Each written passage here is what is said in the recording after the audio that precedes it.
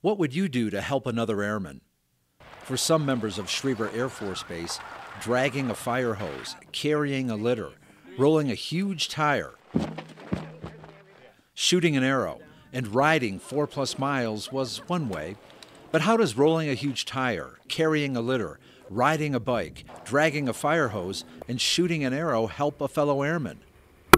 When it's part of the first annual Air Force Assistance Fund Adventure Race. We started just brainstorming really about how we could close out the Air Force Assistance Fund season with a cool event. And so it kind of evolved into, hey, let's do an adventure race. Entry fees from the 6 teams that participated went to the Assistance Fund, a fund which directly helps our fellow airmen in need. And I know that it not only helped us, but I know that there are some other people that, for instance, another buddy of ours, he had some issues with his vehicle, and so they helped him to get back on track. That way he had a vehicle that gets to work and back, and able to get to, so that we can get to training. What about next year?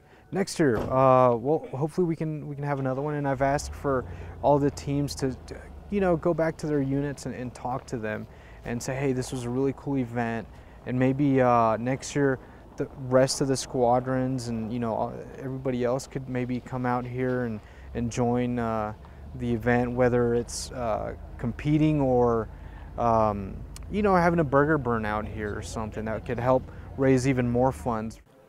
First place went to FORSOPs, who completed each event in a combined time of 54 minutes and 23 seconds. Third SES was second at 57:23, followed by OSS with a time of 1 hour and 12 minutes.